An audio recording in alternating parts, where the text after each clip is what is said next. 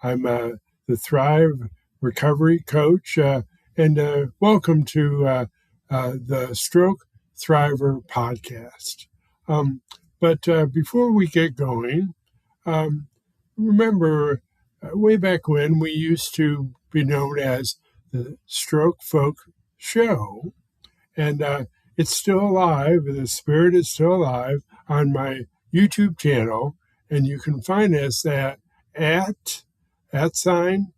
Stroke Thrivors. That's V as in victory, ORS, and come out and hang out with us there.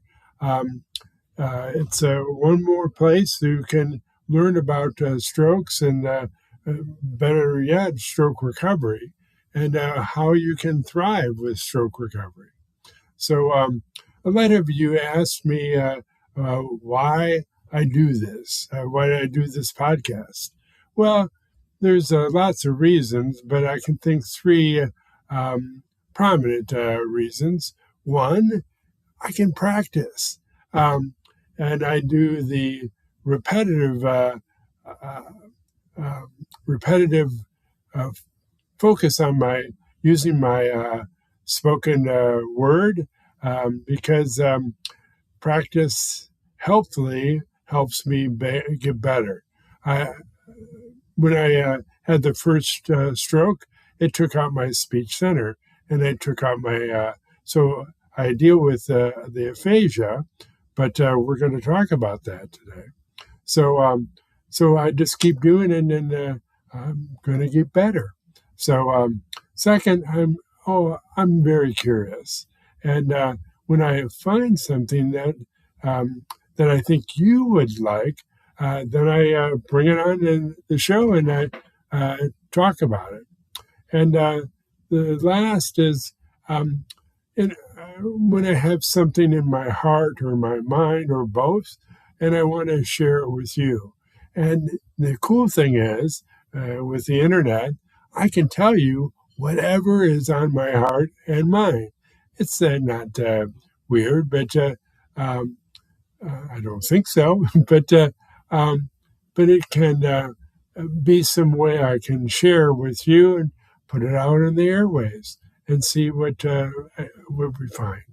So if you want more support than you can get listening to my episodes, I've written 2 books so far. The first is Stroke Survivors First Aid Kit, and I published that in November of 2024. It was about both my journey and your journey about how you can help yourself with the stroke recovery. And the second book I wrote about 6 months ago is the Word Search for Stroke Recovery book, Volume 1. And I soon will publish Volume 2, which is a little bit harder, and then Volume 3, which is harder again. And so when you want to see the about my books, you can find by opening up your browser and typing in tinyurl.com/stroke-books. See all the books. And even when I have 327 books, just kidding, that's what you find down there.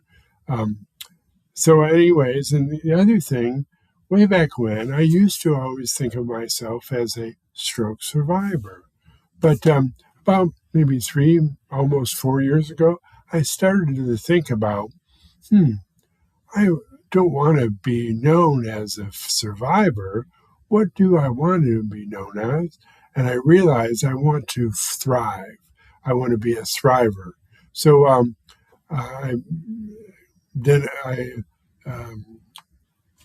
I used the same OR of a survivor to be a thriver, and I started commissioning to design different ones. And for example, after a stroke, still standing, still thriving. this is an example of what I can use, or often there are there's Stroke Thrivors, or there's Stroke Thriver awareness. And I'll design more, and please buy them, wear them, and wear them with pride. And more importantly, when you wear these designs, either on the hat or sweatshirt or something, people ask you, "What's it about?" And it tells you can talk about Stroke Thriver, and you talk about the day you hope they will refer to us as thrivers instead of survivors. And number two, you can talk about stroke prevention. And that's huge. Last month was Stroke Awareness Month. This month is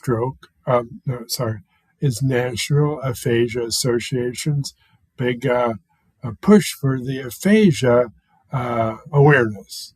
And so I'm going to get into that just a little bit later. So anyways, just go to your browser again and type tinyurl.com/stroke-designs. And you can check them out and find the one you want. Maybe you want them all. All right. And one last thought I have before we begin our episode, from a previous session way back when. Here's something worth holding on. Real change, the kind that lasts, happens when your words, your body and your brain, and your actions all align. Not once, not twice, repeatedly. And then you'll get rewiring, and neuroplasticity begins, and it will, when you keep going, it will erase the old way. So check it out. So let's jump into today's topic. Did you know when you talk numbers, even for a second, we find that they tell a story that deserves more attention than it gets. An estimated 15 million people are living with aphasia worldwide, but I think it's like 2 million here in the United States of America. But roughly a third of the stroke thrivers that experience it is, you can look at what they find, but the studies show 30 to 38% of stroke patients also have aphasia. So despite these numbers, awareness of aphasia remains low. And most people have never heard the word until it lands in their own living room. I didn't know way back when, and my wife didn't know. And I think I love to read, and I know a lot about words, but no. So the gap matters both clinically as well as socially. And aphasia doesn't affect intelligence. It affects the ability to read, to speak, to write, or understand language. Sometimes one of those, sometimes many of them, all four of them. So in varying combination and the degree of severity. And that's what I want to say is just because I have aphasia doesn't mean I have difficulty, and we'll talk about it a little bit later. Someone that knows exactly what they want to say and be completely unaware or unable to retrieve the words to say it. That's not confusion.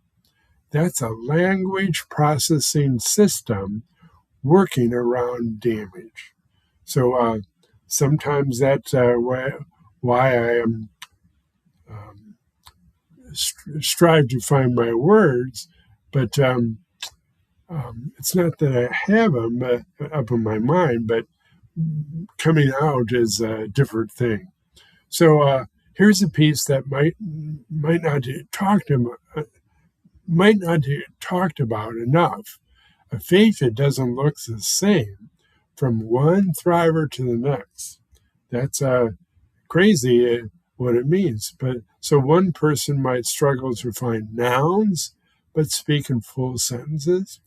Another might understand everything said to them, but unable to get a single word out, speak a word. Someone else might read fine, but unable to write a sentence that makes sense. And there's no single face of aphasia, but part of it is why aphasia awareness is so spotty. People may meet one thriver who has aphasia one way, and then they assume the whole condition is like this, like that person. But they miss that everyone who has aphasia shows up differently.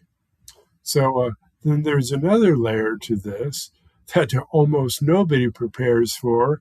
You, me, or other has the condition.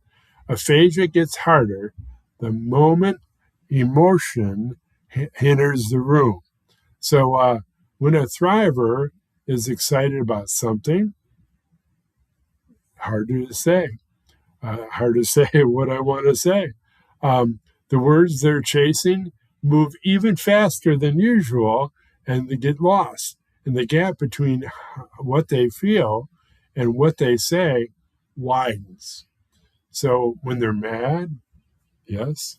When they're frustrated or upset, the stress of the movement makes word retrieval even less reliable. It's not that the emotion causes the aphasia, it's the stress on that already taxed language system makes everything harder to access right when it matters most.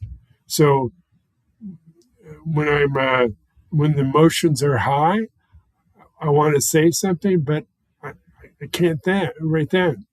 And when the thriver is sad or genuinely struggling emotionally, that's often the hardest combination of all, because now they're carrying real emotional pain and the added weight of not being able to put words to it for the people that may be helping them carry the pain, but they can't say or they can't get it out.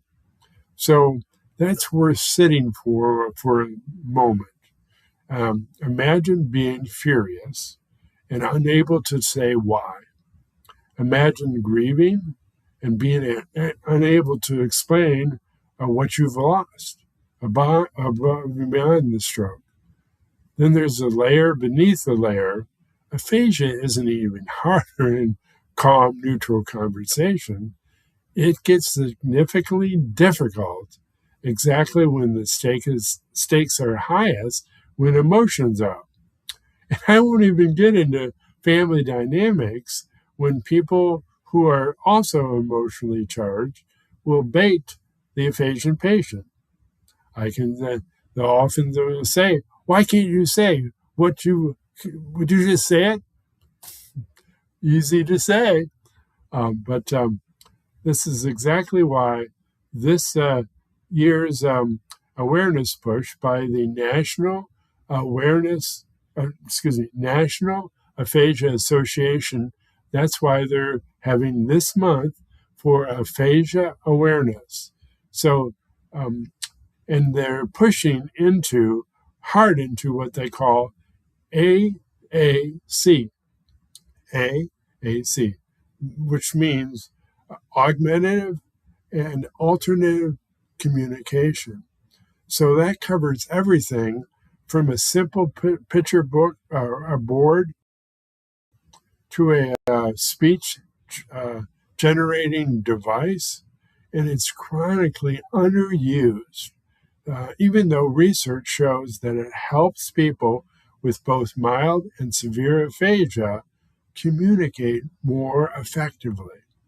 So here's the practical piece that matters for caregivers and family listening today.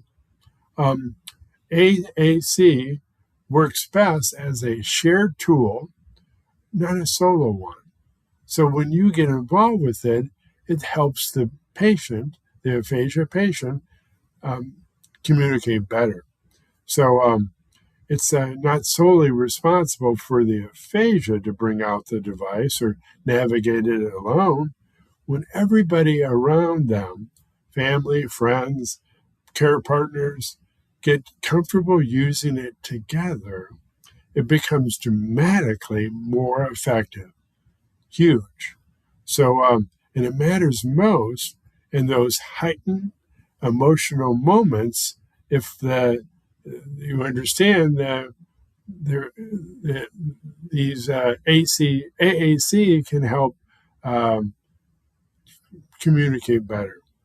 So remember, these tools already normalized in calm conversation means it's there and familiar when things get hard. So if someone in your life is living with aphasia, then your action item this month, ask their speech language pathologist or get help with someone else about the AAC options, even if it feels early or unnecessary. Get them in the loop.